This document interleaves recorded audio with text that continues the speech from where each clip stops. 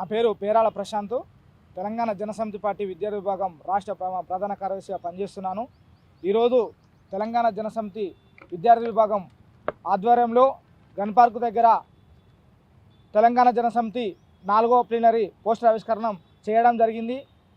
ఈ యొక్క ప్లీనరీలో విద్యార్థుల సమస్యల గురించి కావచ్చు, ప్రజా సమస్యల గురించి కావచ్చు, అన్నిటి గురించి కూడా మేము నిర్ణయం తీసుకోబోతున్నాం. కాబట్టి ఈ యొక్క ప్లీనరీకి రాష్ట్ర వ్యాప్తంగా తెలంగాణ జనసమితి కార్యకర్తలు మరియు ప్రజా సమస్యలు తెలియజేసే వ్యక్తులు ప్రతి ఒక్కరు కూడా హాజరు కాబోతూ ఉన్నారు. వక్తలు కూడా హాజరు కాబోతూ ఉన్నారు. కవులు, కళాకారులు, ప్రజాప్రతినిధులు అందరూ హాజరు కాబోతూ ఉన్నారు.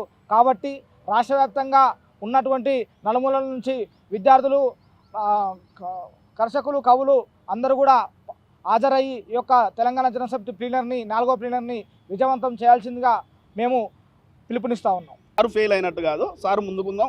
మేము కూడా ఉద్యమకారుల నుంచే వచ్చినాము, తెలంగాణ ఉద్యమం నుంచి వచ్చినాము. నిరుద్యోగుల సంక్షేమం మేము ఎన్నో పోరాటాలు చేసినాము.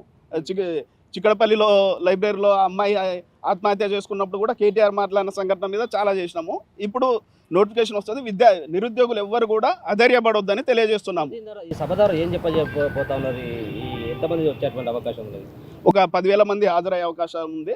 జలవిఆర్లో ఎక్కడిదక్కడ జిల్లాల నుంచి 33 జిల్లాల నుంచి నిరుద్యోగుల ఎజెండాగా కూడా మేము నిర్ణయం తీసుకుంటున్నాం. దాంట్లో చర్చలో పెట్టినాము. ఉద్యమకారులకు కూడా ఇంటి స్థలం కేటాయించాలని చర్చలో పెట్టినాము. దానికి అనుగుణంగానే ప్లీనరీ విజయవంతమైనాక ఏమన్నా మీలాంటి వాళ్ళు క్వశ్చన్ ఏదలుచుకున్నా, నిరుద్యోగుల సమస్యలు ఉన్నా మేము సార్ ముందల పెట్టి దాని తర్వాత పక్కడబందిగా అమలు చేస్తాం, ఏ చిన్న పొరపాట్లు ఉన్నా నిరుద్యోగుల సమస్యల మీద అని తెలియజేస్తున్నాం. నా పేరు నగరగడ్డ నరేందర్, విద్యార్థి జనసమితి హైదరాబాద్ జిల్లా అధ్యక్షుడిని. తెలంగాణ జనసమితి విద్యార్థి విభాగం రంగారెడ్డి జిల్లా అధ్యక్షుడిగా పనిచేస్తూ ఉన్నాం. ఇప్పటికీ 4వ ప్లీనరీ రేపు మే 12 తారీఖున ఒకటో ప్లీనరీ నాగోల్లో పెట్టినాం, 2వ ప్లీనరీ సంగారెడ్డిలో పెట్టినాం, 3వది సూర్యాపేటలో పెట్టినాం, 4వ జలవిహార్లో పెట్టబోతూ ఉన్నాం.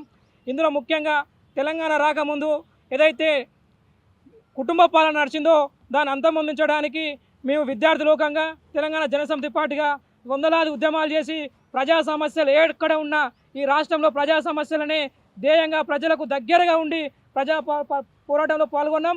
ఆ రోజు ఏదైతే ఆర్టీసీ ఉద్యమం చేసినామో ఆ రోజు కోదండరామ్ సార్ గారు వాళ్ళ వెంట ఉండి నడిపించిరో ఈరోజు ప్రజాప్రభుత్వంలో ఆర్టీసీ కళలు కూడా నిలబడుతూ ఉన్నాయి. మేము ఉద్యోగుల కోసం, నిరుద్యోగుల కోసం న్యాయం జరగాలని ఆ రోజు టీఎస్పీఎస్సీ పేపర్ లీక్ అయితే కూడా తెలంగాణ జనసమితి పార్టీ విద్యార్థి విభాగం ముందర ఉంది. ఈరోజు ఏదైతే గ్రూప్ 2, గ్రూప్ 1 పేపర్లు ఏదైతే ఎగ్జామ్ నడిచినాయో ఏ ఒక్కడు కూడా అవకతవకలు జరగకుండా సమర్థవంతంగా నిర్ణయించిన ప్రజాప్రభుత్వంలో నిరుద్యోగులు ఆత్మహత్యలు చేసుకోవద్దు, నిరుద్యోగులు ఎలాంటి అపోహలు చెందవద్దు. ప్రతిపక్ష నాయకులు ఉన్నప్పుడు ఏం చేయలేదు, ఇప్పుడు వాళ్ళు ప్రతిపక్షాలు ఉండి ఏం చేస్తారు? ప్రజాప్రభుత్వంలో నిరుద్యోగులు కూడా న్యాయం జరుగుతుంది. కనుక నిరుద్యోగులారా మీరు అధైర్యపడవద్దు. విద్యార్థి లోకాన్ని కూడా, సంక్షేమ హాస్టల్ ఉండే పిల్లలకు కూడా మెచ్చార్జీలు కూడా పెంచింది కూడా ప్రజాప్రభుత్వమే. కాబట్టి కోదండరామ్ సార్ గారు ప్రతి ఒక్కరి విషయంలో కూడా న్యాయంగా ఉన్నారు. ప్రతి ఒక్కరు న్యాయం చేసినాక కూడా కోదండరామ్ సార్ వాళ్ళకు వెనువెంట ఉంటారు. ఇంకోటి, మీరు ఇప్పుడు ఏదైతే పోయిన గవర్నమెంట్ చూసుకుంటే ఈ గవర్నమెంట్లో చాలా మార్పులు చెందినాయి. ఏదైతే ఉందో కుటుంబ పాలనకు అక్కడే ఉన్నది. ఇక్కడ ప్రజాప్రభుత్వంలో ప్రజల యొక్క నిర్ణయాలే నాయకులు తీసుకొని దాని ఎజెండాగా తీసుకొని దాన్ని న్యాయం చేస్తారు. కాబట్టి విద్యార్థి నిరుద్యోగులారా ఎక్కడ కూడా మీకు అపోహలు చెందవద్దు. ఖచ్చితంగా ప్రభుత్వం మనది, మన ప్రభుత్వంలో మనకు న్యాయం జరుగుతుంది, ఉద్యోగాలు సాధించుకుంటాం. అప్పటిదాకా మీరు వేచి చూడాలి. కోదండరామ్ సార్ గారి నాయకత్వంలో అందరికీ న్యాయం జరుగుతుంది అని మరొకసారి తెలియజేసుకుంటూ 4వ జనసమితి ప్లీనరీ మే 12 జలవిహార్లో జరగబోతా ఉంది. దాన్ని అందరూ వేలాది మందిగా తరలి వచ్చి మన యొక్క ఆడ ఎజెండాలు ఏం లేదు, నిరుద్యోగులకు న్యాయం జరగాలి. ఎవరైతే అమరవీరులు అయ్యారో, తెలంగాణ అమరవీరులు అయ్యారో వాళ్ళ కుటుంబాలకు న్యాయం జరగాలి, వాళ్ళకు స్థలం ఇవ్వాలి, జర్నలిస్టులకు స్థలం ఇవ్వాలని చెప్పేసి ఏ రోజు నుంచి ముందు నుంచి కూడా ఉంది. దాన్నే ఎజెండా తీసుకొని అదే చెప్పబోతా ఉన్నాం.